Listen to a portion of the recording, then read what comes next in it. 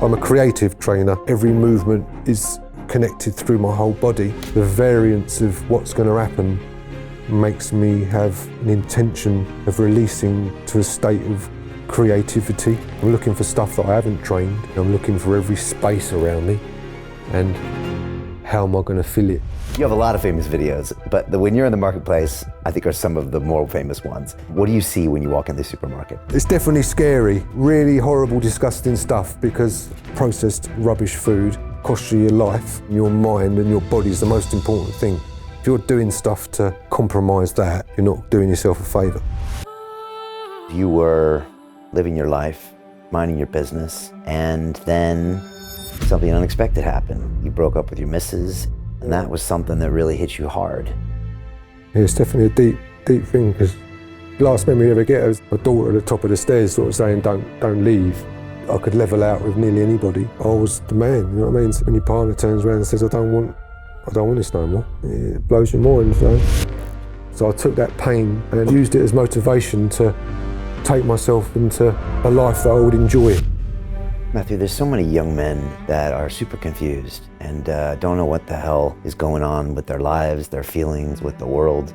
We're simple human beings, and I try and keep it as beautiful and simple as possible to let them know that they are beautiful people.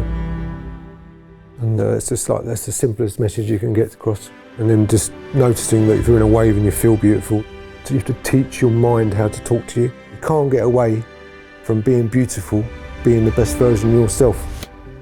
If you stay in fear, you're going to stay there. You'll stay in this little space. But if you're willing to walk out, take the fear with you, and you realise you can walk into abundance, create an amazing amount of abundance, you could dance and sing your heart out and create something that you've never even realised is possible.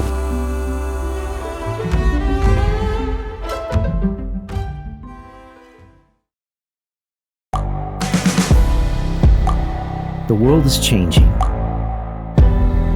Inspiration is everywhere. It has never been so easy to connect, share, and bring people together. We're learning from others and finding the best in ourselves. Challenging our beliefs. Sharing our vulnerability. Overcoming our fears.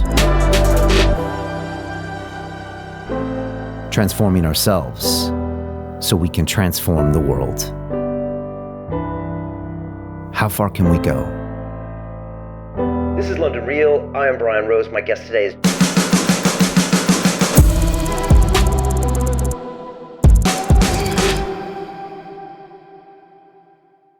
This is London Real. I am Brian Rose. My guest today is Matthew Lewis, aka Silverback Tarzan, the calisthenics athlete, hang gliding instructor, and social media phenomenon.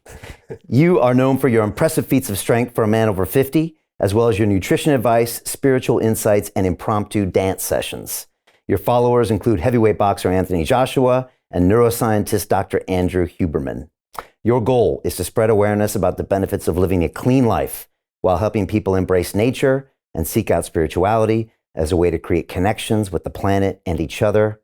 Matthew, welcome to London Real. Welcome, thank you. Thank you very much. Thank you for being here. I appreciate it. You know, I was minding my own business in Dubai in January, and before I go to bed, sometimes, although I know I shouldn't, I check the old Instagram, and you popped up. It was in the middle of the night, and you had your shirt off, and you were doing some training session outside. It was clearly cold. I think you might have had a plate on your back or something, and I was like, okay, who the fuck is this guy? And I was intrigued because I felt something real and raw. And then that was just bolstered by another video where you were dancing, you know, and not many guys feel comfortable dancing. And that was followed by another one where you're in the supermarket and you're like, I don't trust any of this food around me. And that was followed by another one where you were talking about connection and spirituality, followed by another one talking about drugs and alcohol and everything. And man, I just thought I got to have this guy on the show. Because you seem to be speaking truth to me. Thank you, So man, that's why you're here. Thanks for coming. And I was wondering, who is Silverback Tarzan? Good question. I think that's done by perceiving, isn't it?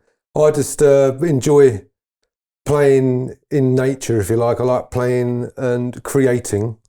So if I'm creating like now, I try not to pull any of my historical things that are going on in life and stuff that's happened to me, all that sort of stuff. You're always trying to enjoy creations because time's always moving forward.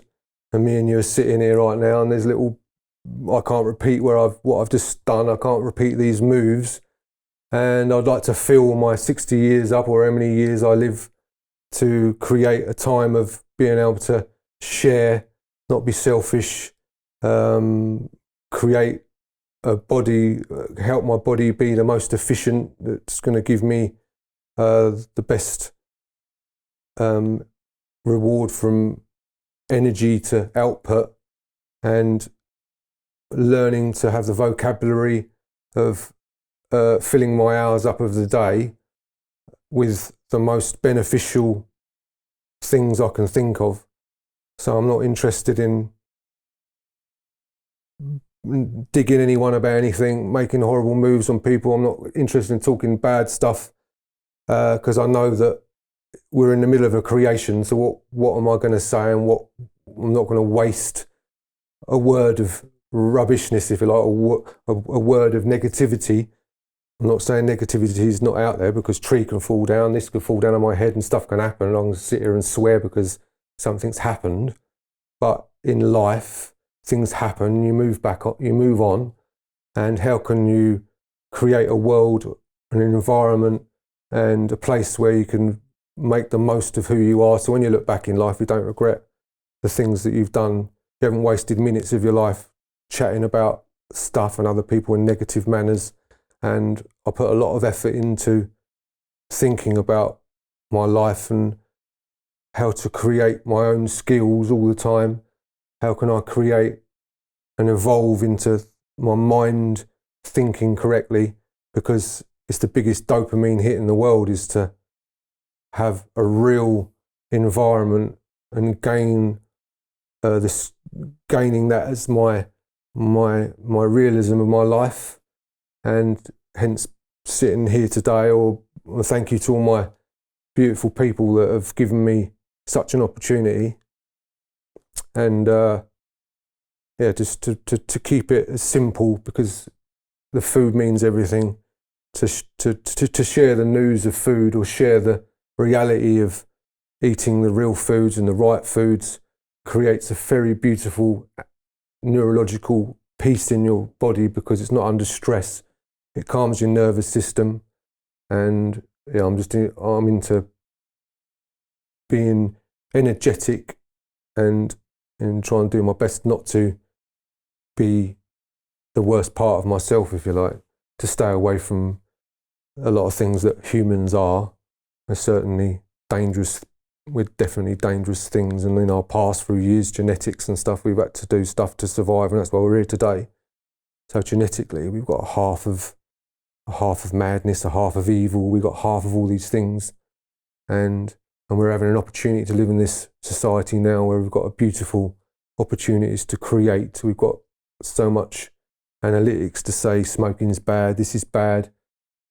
Humanity's having the hardest times to find its own peace in oneself, and just to bring us back to having our shoes off in the mud, dancing in the rain, jumping in the sea, noticing the flowers and the butterflies, having a hug, working on relationships so they come back and you feel bonded to people, making sure that you live your life how you would like to live it, not be done by economics to feel like you've got to chase everything, and to not feel like you've got to kill yourself to try and be something when you're the most amazing thing you could ever be in the first place. And that's given to us through the cosmos, if you like. And the cosmos, we're looking, from my perspective, my eyes are looking for the cosmos. I'm looking out for it. I'm tasting for the cosmos. I'm smelling and I'm hearing and I'm touching and I'm dancing and I'm doing everything for the experience of consciousness without going too wild. You know what I mean? That's gently what I'm about, because I can easily get caught in my head about, you have to be this, and you need to get your exam for that, and you need to get your job and your promotion, get your car, get all these different things. But it's all in your head. But how are you going to dance? How are you dancing now? How are you eating now? How's the person looking at you now? What feelings have you got now? What goosebumps have you got on your back now? What can you create now? How can you make the most of your little bit of time to be here? And will you look back in regret? Can I help to make sure I look back, and whenever it comes to me, I can go, whenever the end comes, I can go, I put as many hours thinking about not going down the dark roads and creating a world where I can help myself to be of value, to be for everybody else. Because if I can understand myself, I can let the noticing of my stuff, and if people like that type of thing, and like I say to all my followers and the lovely people and the beautiful people, have helped me embrace myself, which has given me the most amount of reward you could ever get in life for me. You get emotional when you talk about your followers. Yeah, definitely, yeah. Why is that? Emotional about what? When you talk about your followers. Yeah, just because it's a recognition of like being on your own, and it's just connections. You're getting connections everywhere, and us as people are getting a value together. And because I want a grassroots level of equalness. I don't want for everyone to be chasing and feeling empty. And I don't want people to feel like they haven't got what they need. And I don't want to feel like they're not cosmic. I want them to know that, like, I fly through the sky or whatever, and I've created it without the abundance of money. I've created it my own self through my own endorphins and my own hormones. In all the things I do have created a beautiful feeling in me. And if I can share that, and the people seem to notice and feel those feelings, and it's a very human thing to do because it's natural, and to get someone to feel themselves is a very emotional thing for me, for them to notice themselves. And if they can notice themselves, that's like, we're humanity, and if you're humanity and you're down, that means I'm not doing very well. Yeah. So like, I need to know that you're doing okay, because then I know that humanity is doing okay. And then from there, we've got a whirlwind of, we can create beauty in lots of ways. So the more whirlwind and grassroots level we can get, the more level of, the right testosterone levels, the right amount of minerals in your blood, and the right amount of confidence in yourself, and realizing that we're all blagging it, and no matter who anyone thinks they are, they're the same as me and I'm the same as them. And having that feeling from all my people and the followers and my family creates my peacefulness, and I know that someone feels okay because of that, and that's a really beautiful thing to feel like. That's a good thing, you know. It's like one of the best things in the world to know that we're causing a grassroots level, and they're not chasing economics, and they're not killing themselves. They're not getting sadder every day. They're not getting divorced today. They're understanding how to look after themselves, which is going to pass on to everyone watching them. And it's the start of some sort of level. It's the start of a connection. And because I'm humanity, everybody needs, we want to be all well. We all want relationships. We all want wife and kids, or husband and kids. And we're all after the same natural things, and everyone notices a beautiful blossom tree. If I show a blossom tree and get rewards of that, of someone commenting it and saying that's beautiful, I've given the hint of something simple to look at. It doesn't have to be something you're chasing. It's something that's in nature, and you don't have to chase to get that. You can go and swim in a river. You can go fishing and see how the water works. You can watch the birds and the bees. You can watch the kingfisher catching some fish.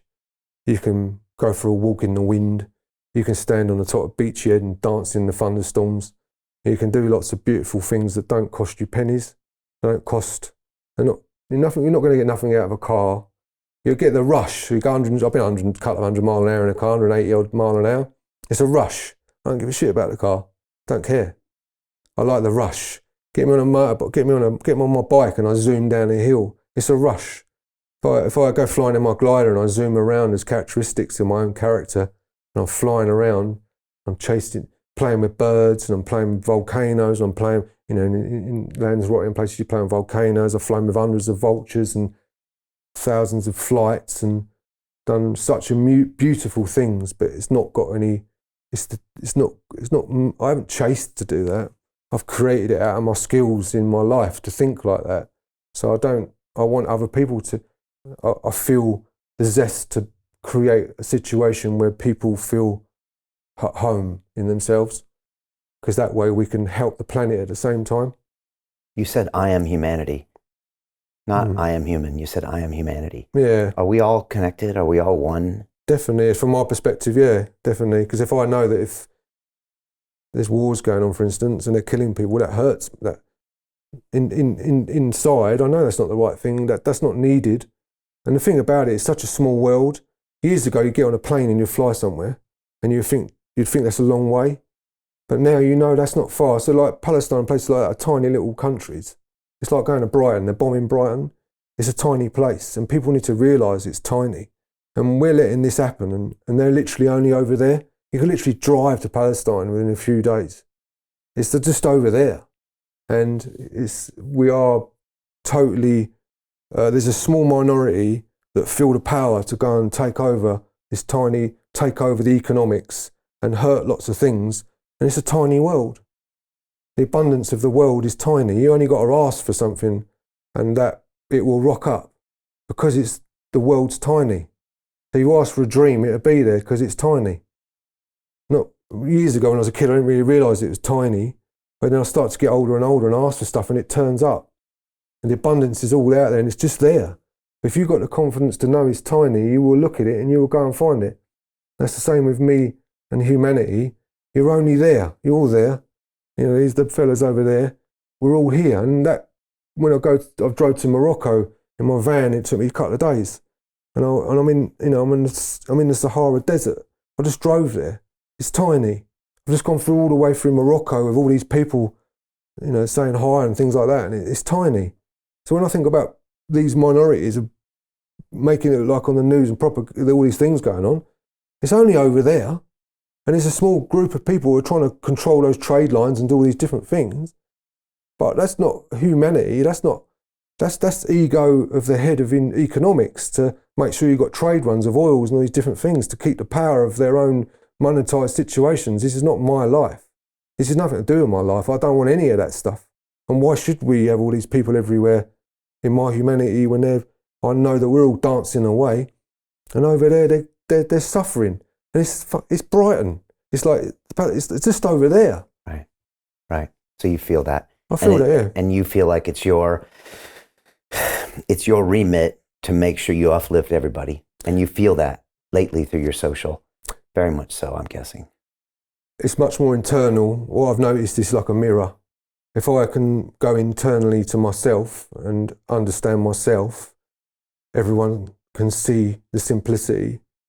Right. So it's not necessarily I've got to do anything, but internally you have to find yourself. Right. And it will be seen. I haven't got to do anything. Literally nothing. But I do have to look after myself and play the game of my own insecurities, my own inhibitions, my own life, my own love, relationships. I have to work at it. If I was talking about dancing, if I'm dancing, I'm a big elf, I'm a strong bloke. And for me to dance back in a few years ago and start playing around with ballet and pirouetting, that was playing the biggest games of inhibitions because I'm an alpha male and I'm supposed to be scary and big and I hold myself to be something of a masculine man who can go and do things. And then I realised the biggest thing I could ever do for myself is to lose those inhibitions, because every inhibition, you get to a certain age, our ages, you've done all the stuff that's holding you back because of inhibition. So you've done all that. At 25, 30, you've been the man, you've done this, you've done that, you've been in boxing, you've fought this and done jobs and done all the things you need to do. And then suddenly you realise, I haven't millions of things I haven't done because I'm got inhibitions and I'm scared. Right. And there's a whole portfolio just opens up. Literally the biggest book catalogue of things you have never done. So to be in your mind and have a small mind and think that your inhibitions is the thing that keeps you like this, it keeps you small. The minute you realise you can go, okay, inhibitions, what does that word mean? What haven't I done? This is going to show me all the things I haven't done. And it means like skipping up the street, doing something when everyone looks at you, dancing around with a flower in your mouth, dancing in the mud because you come from the earth and grounding yourself, doing things that you're necessarily going to make you feel feminine. Like my daughter had a yes day last week, or it was on her birthday. And for me being an alpha male, the funniest thing for them to do is dress me pink hair, pink nails, and make me walk up the high street and I had to say hello to everybody with a big sign post on me saying today's yes day and it's my daughter's birthday. And I had to play totally pinked out and playing my inhibitions, and I thought it was beautiful because I wouldn't necessarily go and put pink nail varnish on. A couple of years earlier, my daughter said, can I put nail varnish on me? And I was like, whew, I'm not sure.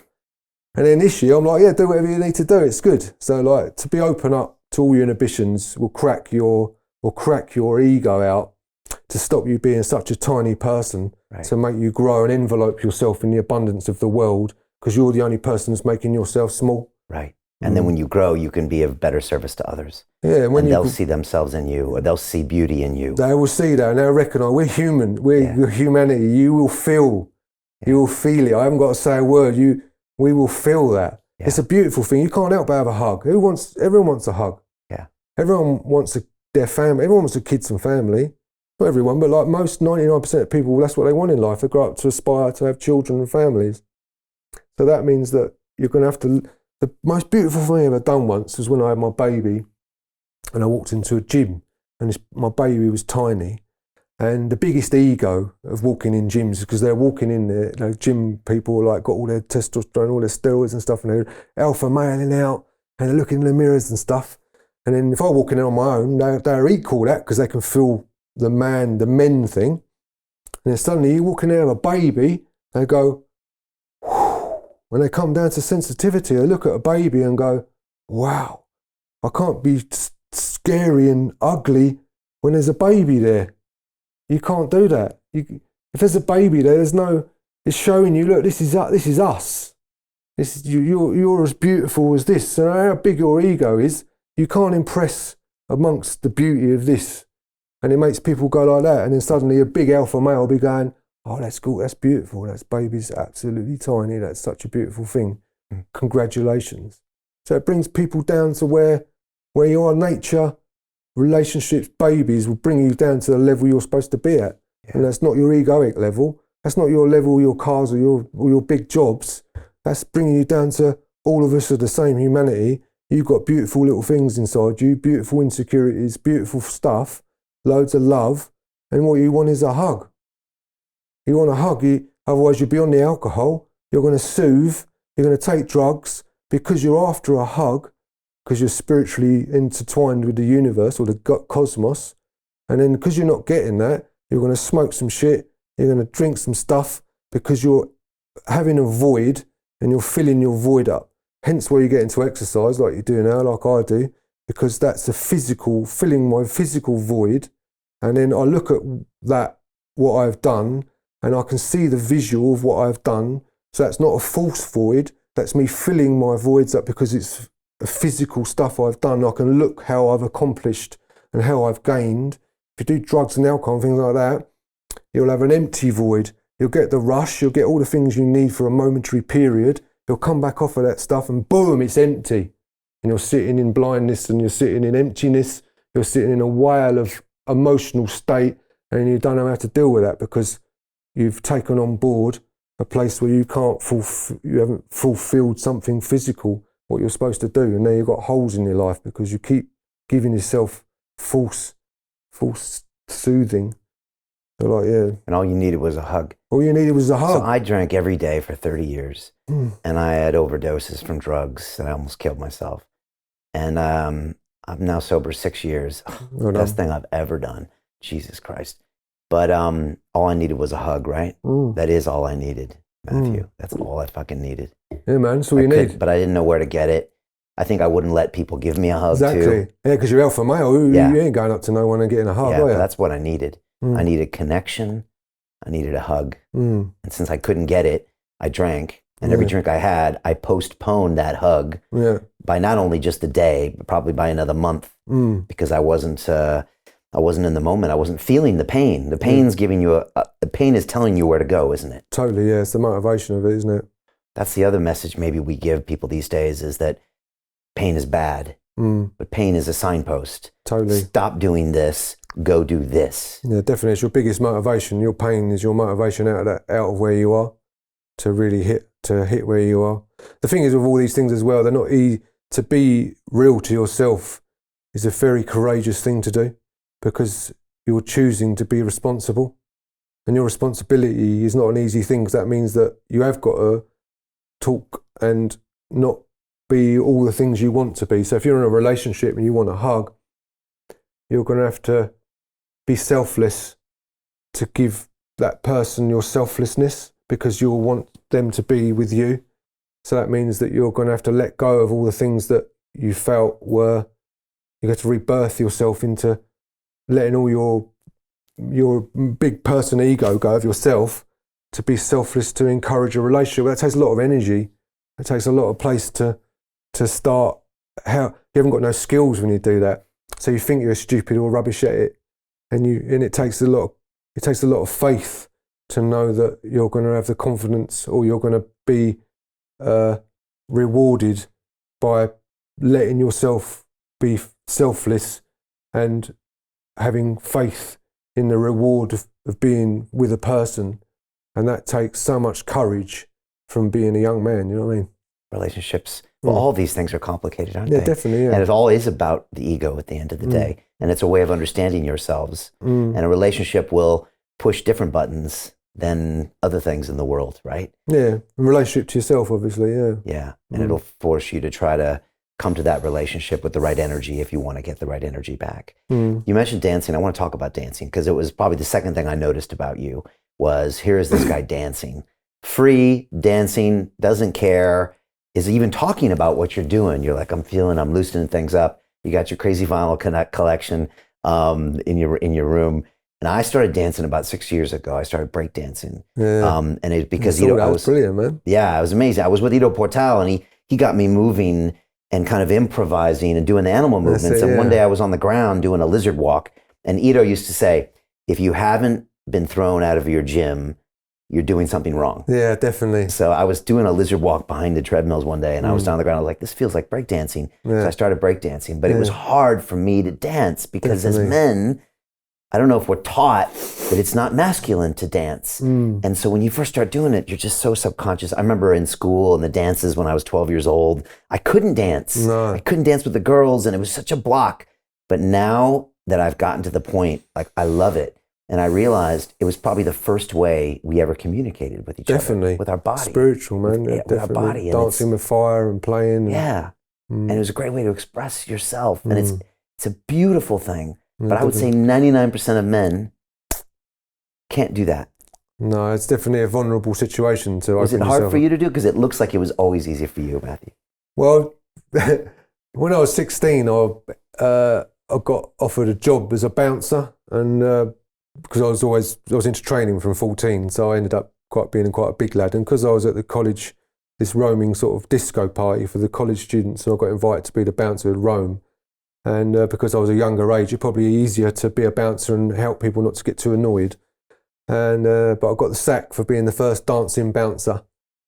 And because I danced and the girls were there, and I couldn't help but, like, obviously I'm a male, and we're in nature, we're here to mate, we're here to get all our testosterone going. I'm a 16-year-old young man, and I'm feeling attractive, and the girls are talking, and I'm like a bouncer, you know, like. And then so I started dancing, and after about 5 times going out, I got the sack for dancing. So I think dancing has been a fun thing, which is a natural thing. And then obviously coming out of dancing for a bouncer, and then I went in the forces for a year, but I come back out and it was the rave scene. So then we got back into the rave scene.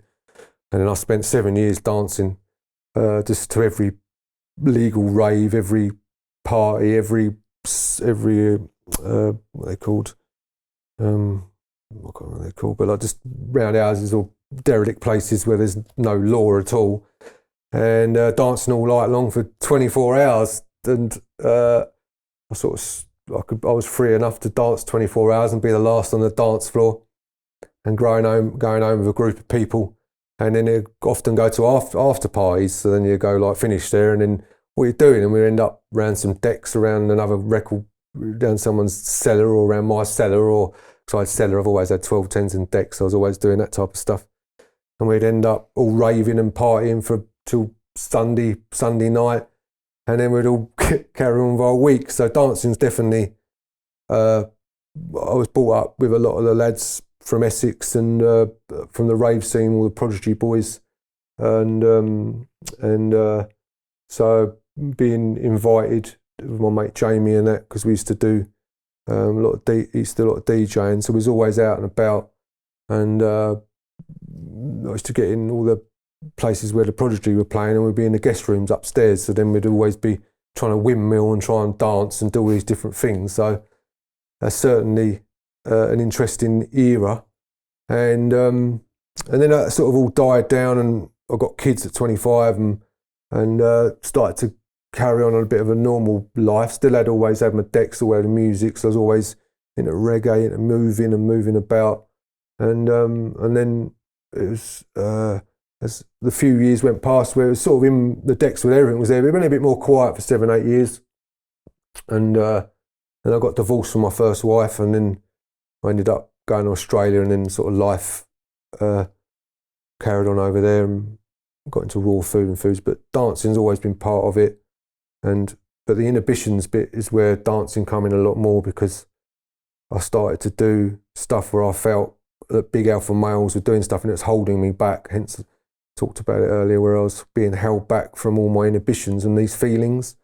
So I become very, very interested in feelings and why I was not doing these things, and I knew they was holding me back.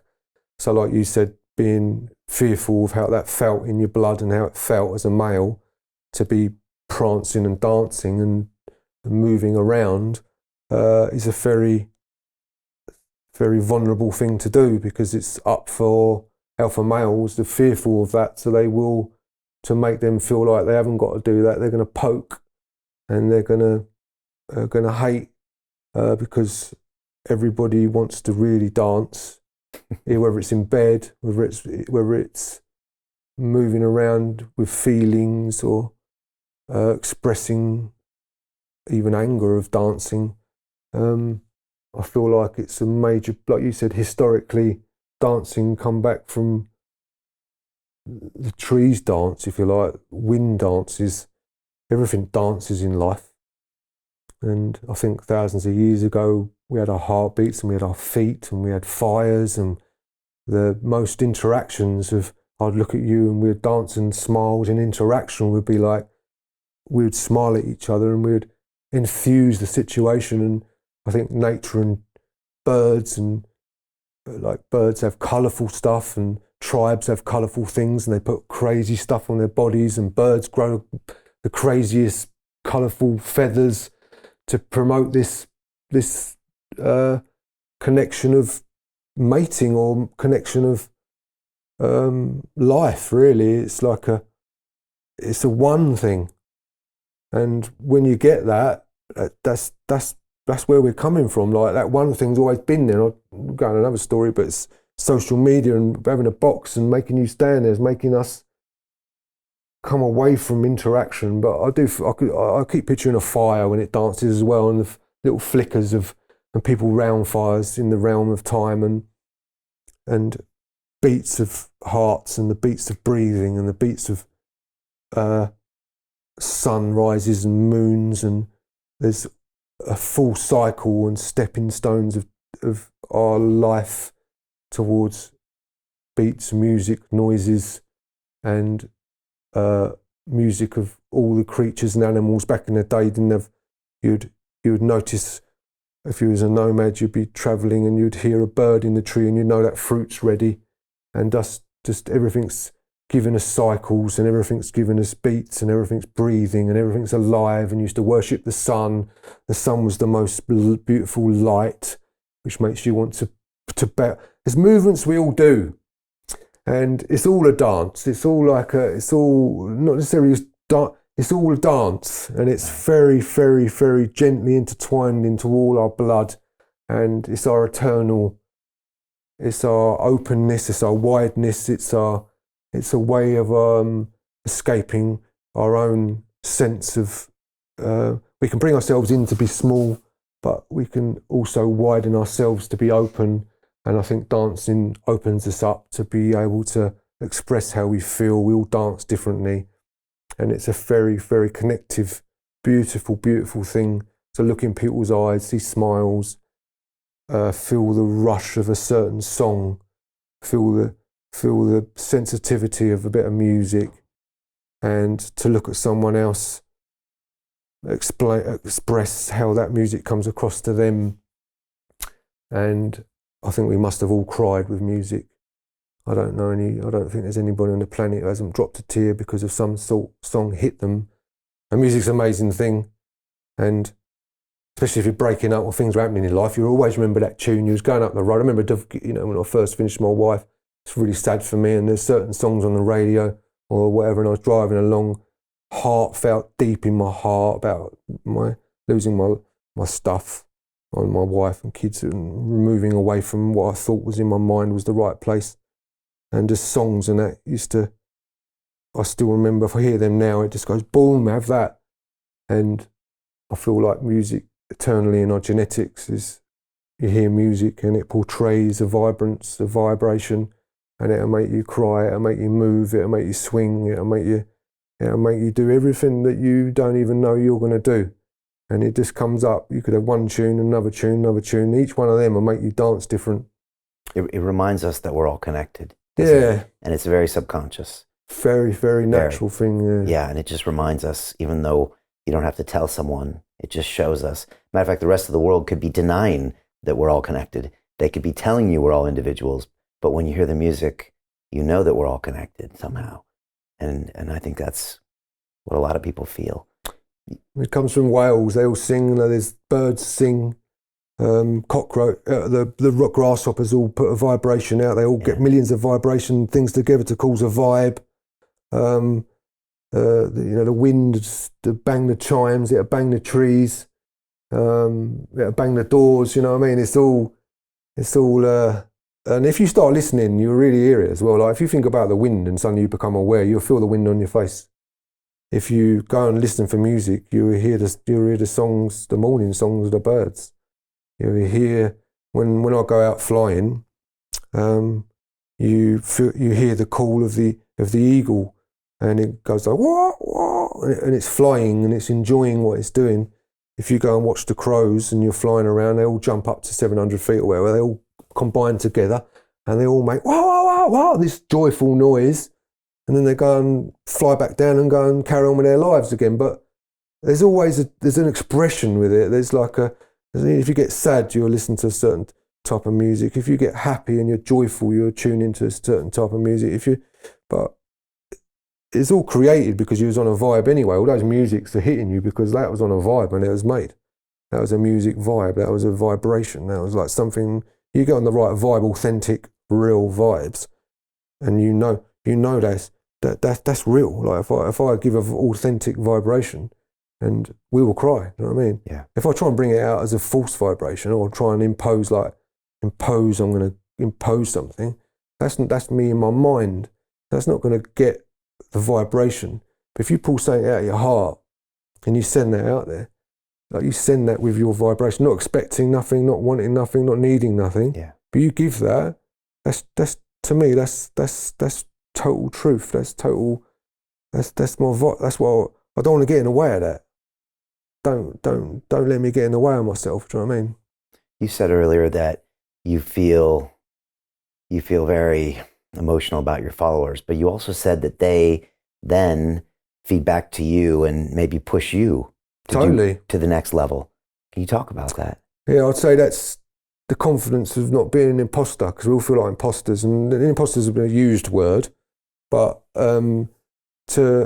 everybody doesn't feel worthy, and I'd let everybody know that we don't feel worthy. Including Silverback Tarzan? Including Silverback Tarzan, I think yourself, and I think anybody, I don't care who they are, you sort of gain the confidence by the things that you do, by the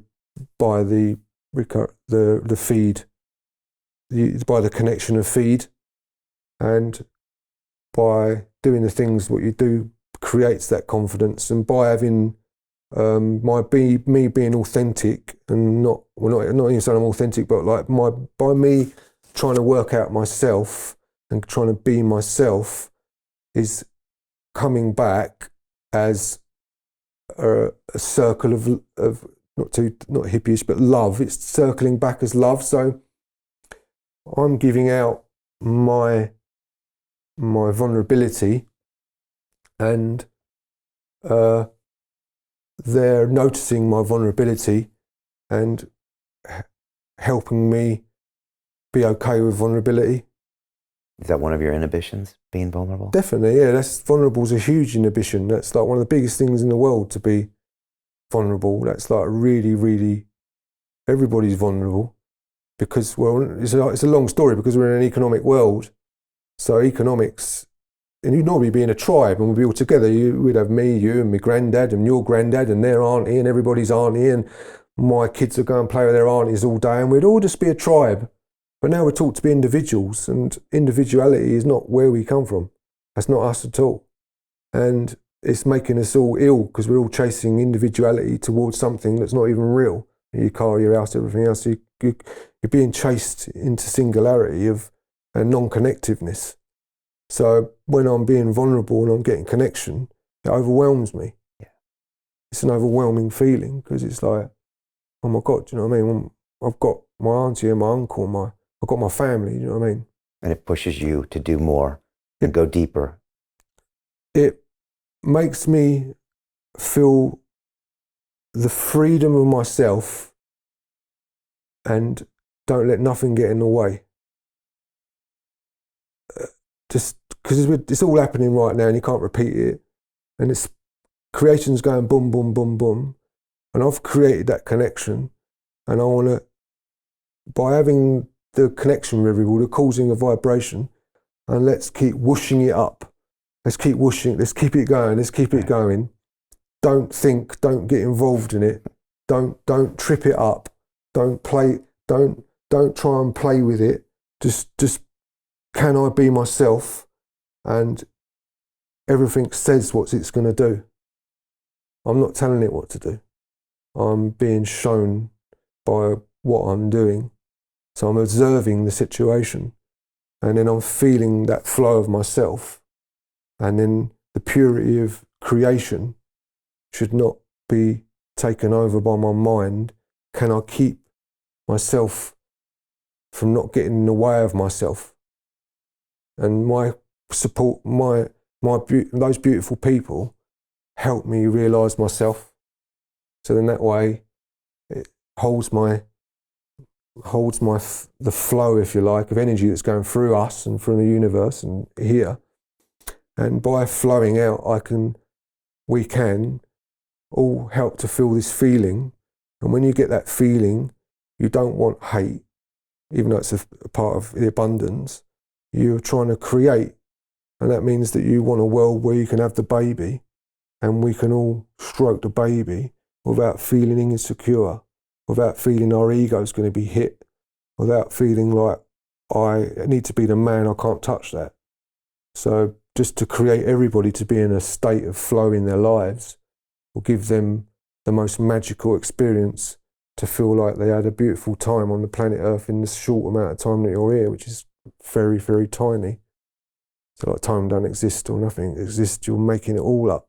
And by all these things you're making up, you're causing all these problems, you're causing all these idealistic ideas. But can you get rid of that and just be with that? Because all those things will be there, but all you need to do is not try and grab them.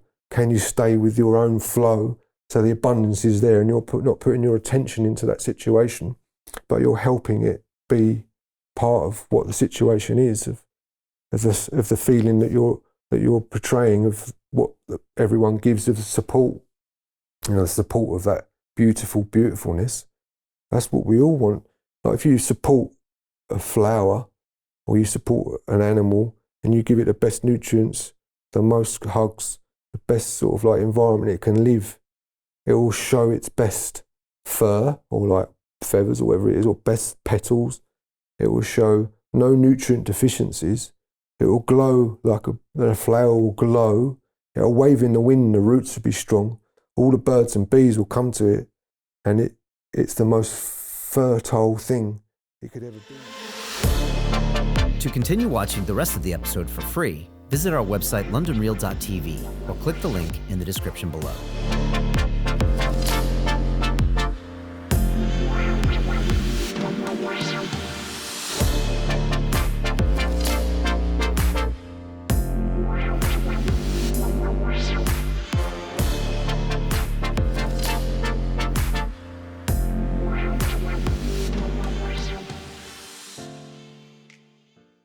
So Jim Rickards has just recorded a video that's not available to anyone in the public, and he's going to be talking about how this upcoming recession is going to be fast, it's going to be bloody, it's going to be nasty. But at the same time, he's going to show you how you can position yourself to profit from all of this chaos. Now, we've made this video only available to our viewers. Go to londonreal.tv/Jim. Watch that immediately. I can't say enough good things about Jim Rickards. He understands the global economic system better than any guest I've ever had on London Real. His predictions are almost uncannily true, and you can learn how to profit from his vision, from his expertise, and his understanding of economics. So go to londonreal.tv/Jim or click the link below. It's an excellent, excellent look on what's going to happen in the future and how you can position yourself to profit from that. Jim is one of the best in the business, one of my favorite guests on London Real, and he's very, very good at predicting the future and showing us all to profit from it. So click the link, and I hope you enjoy. Hey, it's Brian Rose, founder of the DeFi Academy. I've told you my 4-week crypto bootcamp is amazing, but don't take my word for it. This is what my students are saying. The DeFi Academy was an amazing experience for me. It took me totally out of my comfort zone. In this course, I was challenged, I was held accountable, and pushed to do things that honestly weren't always easy. It's been phenomenal, and I can't believe we're already up on our 4 weeks. It has flown by. Going through this DeFi accelerator by far was one of the best courses I've taken. You do this course, you really get into the nitty-gritty of the activities that will make you comfortable with decentralized finance. Thank you so much to Brian and everyone at London Real and the DeFi Academy for even putting together an amazing course like this. Anybody else that wants to do it, please sign up. It is well worth the money.